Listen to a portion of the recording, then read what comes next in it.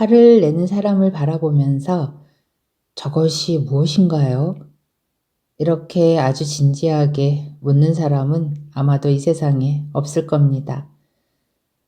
모두가 이미 화나 분노가 무엇인지 알고 있으니까요. 누군가 화를 내는 모습을 보고 반가워하지는 않겠지만 저 사람이 뭐 하는 건가요? 화가 도대체 뭐죠? 아무도 그렇게 묻지 않습니다. 우리는 분노를 이미 인정하고 받아들이고 있습니다.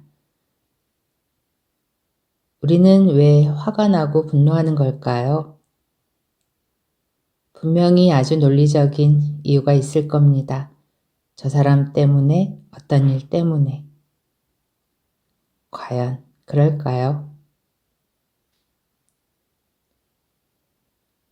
이 세상은 언제나 싸우고 있습니다.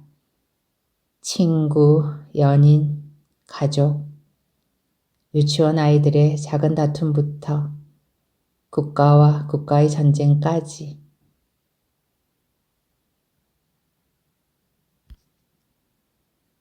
이런 이야기를 들었습니다. 어떤 사람이 부처를 모함하고 저주하며 다니다가 어느 날 부처와 마주치게 되었는데 부처에게 욕을 하며 얼굴에 침을 뱉었다고 합니다. 부처는 어떻게 했을까요? 감히 나에게 이런 행동을 하다니 너는 큰 벌을 받게 될 것이다. 그렇게 말했을까요? 우리는 이런 일을 겪으면 과연 어떻게 할까요?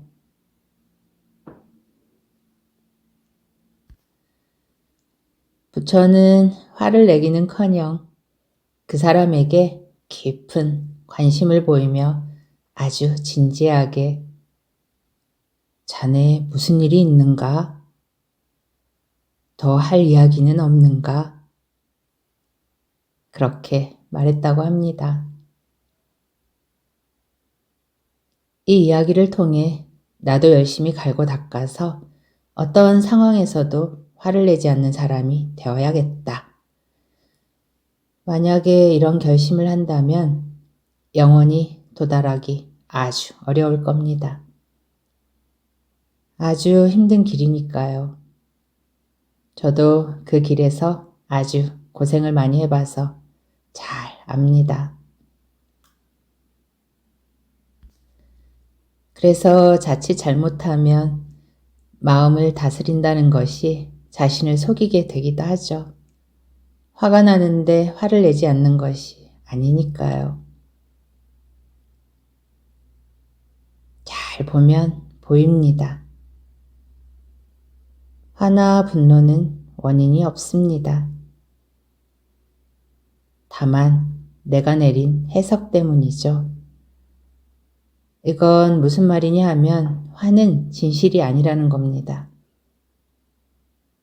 이 말이 가슴에 탁 하고 담기면 세상을 바라보는 눈이 완전히 달라집니다.